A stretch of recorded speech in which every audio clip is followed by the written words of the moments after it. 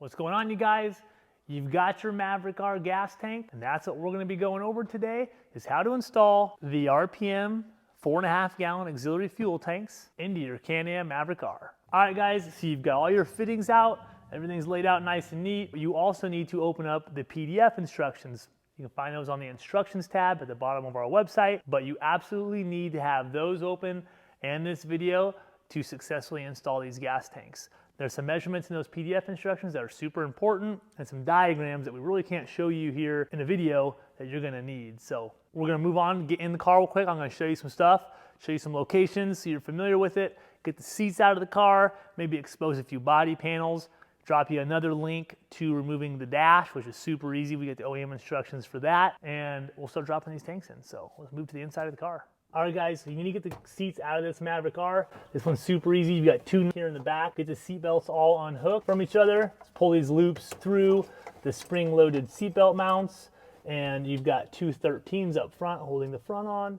All right, guys, so you've got the seats out of your Can-Am, or if you're installing just one tank, you got the seat out of your Can-Am. Now we're gonna take apart some of this dash stuff. We're gonna pop out this windshield, and we're gonna gain access to the OEM fill neck, start the plumbing process of that. So we're gonna include this section as PDF instructions since it's the OEM instructions on how to disassemble and reassemble your dash. It's super easy, don't be intimidated by it, it's a cakewalk.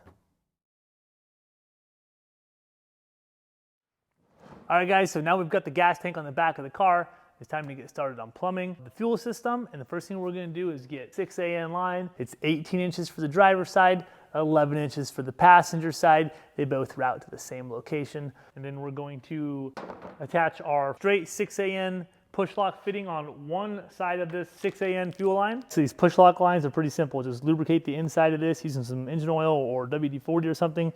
We're gonna firmly push down onto the fitting and it will just simply lock itself in.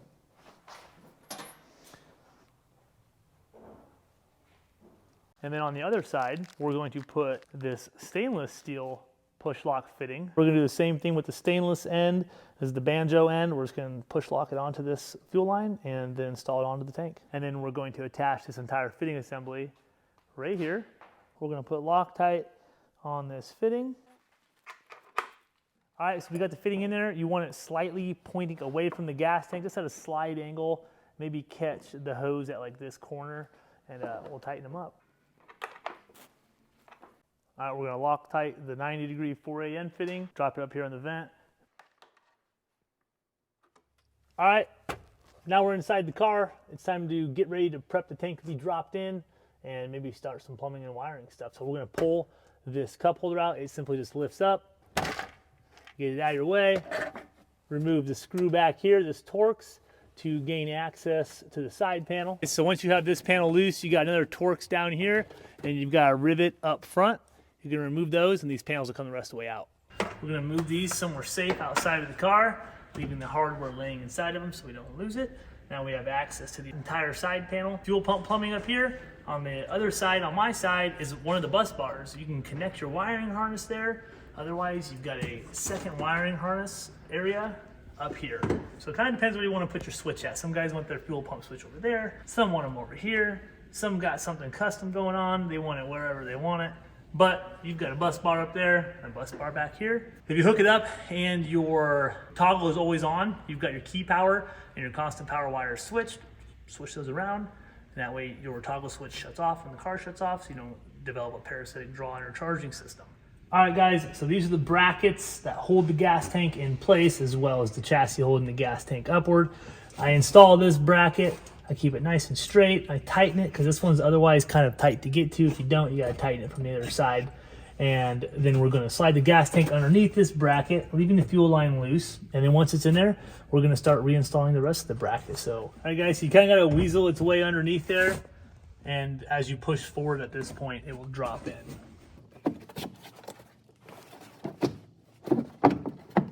So, gas tank's sitting in there. It's about where it needs to be. We're going to kind of just set the bracketry on there, get our Allen bolts out of our hardware kit and get them secured and Loctited, and then we'll tighten everything at the same time. All right, guys, so these brackets are different lengths. You'll obviously, it's just one or the other side, but the shorter one goes here, longer one goes here. We've got our Allen bolts and washers that will secure into each one of these holes. We're gonna Loctite them and then tighten everything down.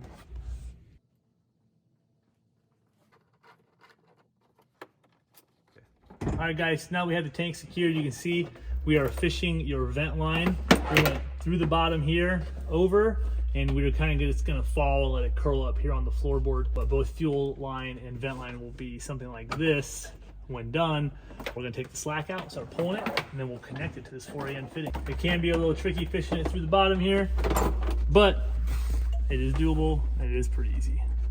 Got this 4AN line snug. We're gonna come up here, tighten it with the wrench, and then we'll begin securing these together, and then we're gonna work on getting the fuel pump installed. All right, now we're moving on to the fuel pump. We're gonna get these fittings installed onto the fuel pump and a fitting on this fuel line, the remaining amount of the line. Just remember that Loctite on these two fittings. We're gonna slide it into there and we'll go from there.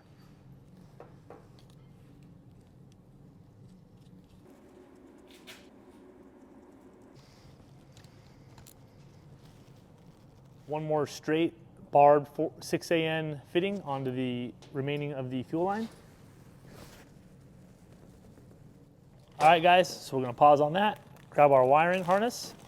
This is your positive and negative to your fuel pump. Pretty self-explanatory, positive, negative. This is your keyed power, constant power, and ground. You can mount these to either of your two bus bars. All right, guys, you got your wiring harness laid out up here. I'm choosing to wire this one to the top bus bar. I'm gonna run my switch over to the left side near the door latch or the driver's side. The harness for the fuel pump, you can either snake underneath here, wire down, you're gonna try to get to the grab handle of the passenger side area, or you can come down with these wires up here and down as well. You just wanna make a clean, smooth path for wiring that's not rubbing anything. Don't secure any of your wiring until you've attached everything. Then you can come back up here in this area, tighten up your slack, zip tie it, and you're done with your wiring. So let's get to it. All right, guys, you've got your wiring ran, your fuel pump's got the fittings on it. It's time to connect these to the fuel pump. This is the exit side, so this is gonna go towards your factory fuel tank. This is the pickup. These are the nuts that are gonna secure onto these studs for the wiring. And since this is the exit side, you're gonna wanna connect this long fuel line that we put the one fitting on to it. And then we are going to secure the fuel pump to this little cup holder down here.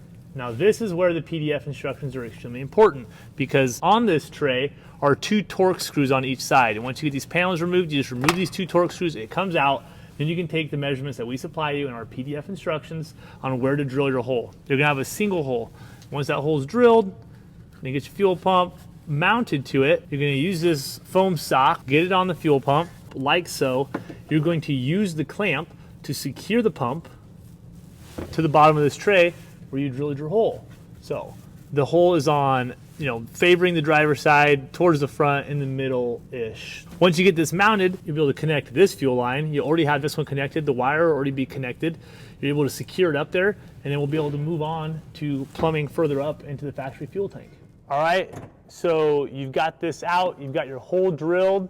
You've got everything kind of wired, plumbed. With this thing out of the car, still, you're going to secure it. Make sure your clamp is facing this way, this exact setup for your clamp. You're gonna install the supplied Allen bolt and 10mm nut, bolt down into the clamp, and then you'll secure the fuel pump to this tray. All right, guys, so you've got the fuel pump secured to this tray. You're gonna wanna double check all these fittings, make sure they're tight. If not, tighten them. You've got your wiring ran. I like to pull my wiring back on this side. I'll add a zip tie here, and I like to just come in with this pre-existing wiring and follow it. That's the same thing you're doing with your fuel lines here. This is your factory fuel line. You're kind of just jumping on board with all of it. So what I like to do for the vent line is I will actually follow the fuel line up through the chassis to the factory fill neck. All right, now we're gonna take our feed line. I actually like to follow up here on the coolant lines, go up. This is the factory gas tank. You're gonna wanna come up behind it and head towards the factory fill neck.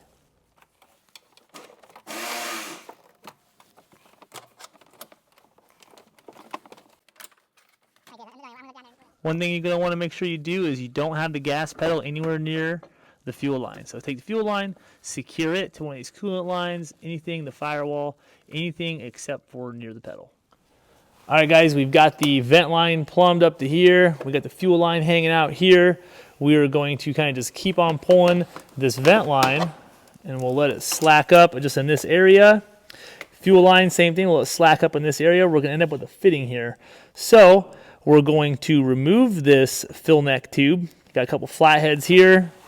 We've got this couple Torx bits you need to remove here. Take the gas cap off. Everything will kind of just disassemble from there. All right, guys, so you've got your fill tube rubber section off of the car. We're going to drill a hole just right in the middle of it. It's a 3/8 drill bit. That may be a little bit smaller than the fitting, but that's because we want to push the fitting in. It creates a seal on the fittings that we supply. These fittings are curved, as you can see, for the inner and outer of the rubber, and you're going to tighten them until snug. Don't over tighten them, it'll suck through the rubber. You're going to apply plenty of Loctite to these threads, and then we'll reinstall it on the car. We also need to install our 4AN 8th National Pipe Thread fitting in here, again, using Loctite, and then we will take the fittings assembled, back up to the car, reinstall it. We're almost done. This one you will hold with the wrench. You'll tighten on this side because this washer can spin with it. All right, guys, so we've got the fitting in the fill neck. We've got our fitting. Here is our swivel for our vent and our fill. And we've got our extra or last 6AN push lock that's going to go on the end of the feed line. Everything is kind of sitting up here. We're going to reinstall the fill neck, get this all re-secured, and then we're going to wait to tighten this until we have this adjustment where we want it. And then from there, we'll start tightening everything down. We'll go back through it all, run some zip ties, clean up the wiring, and we'll do a little test on it.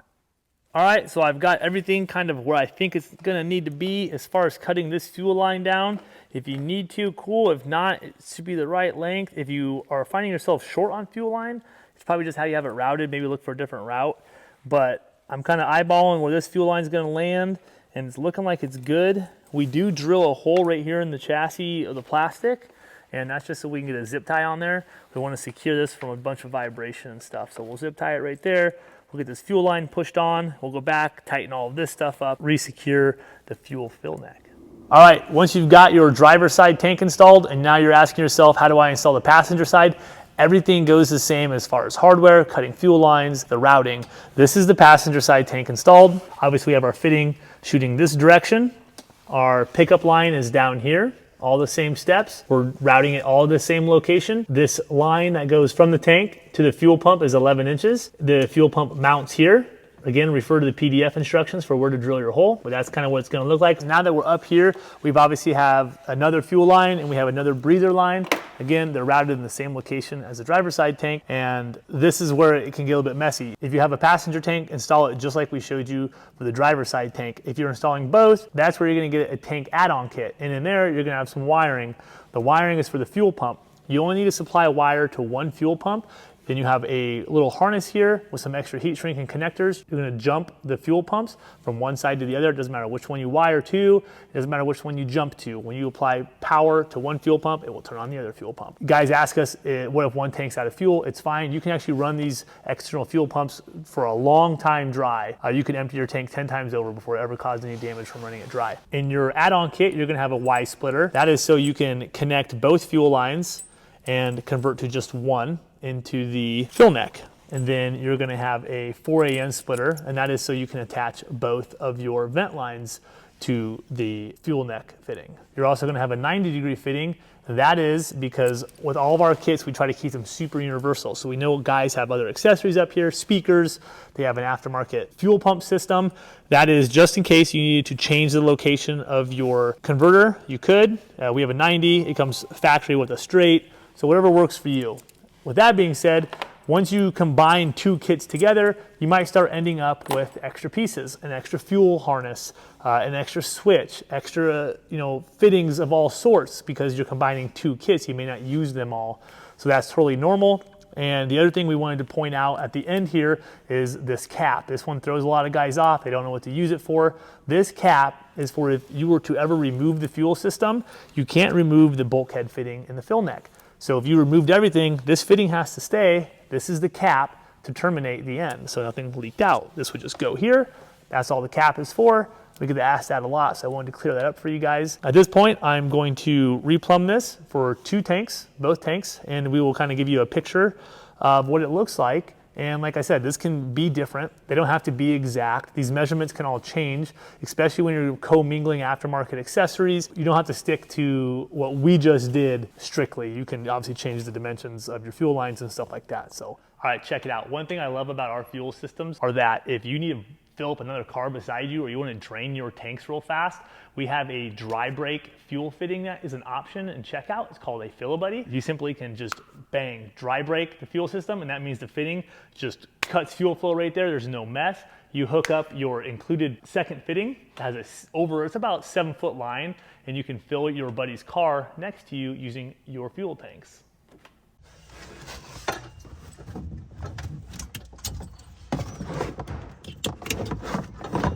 All right, guys, now we got our Fill-A-Buddy hooked up. I'll reach in there, hit my toggle. You can be filling another car right beside you.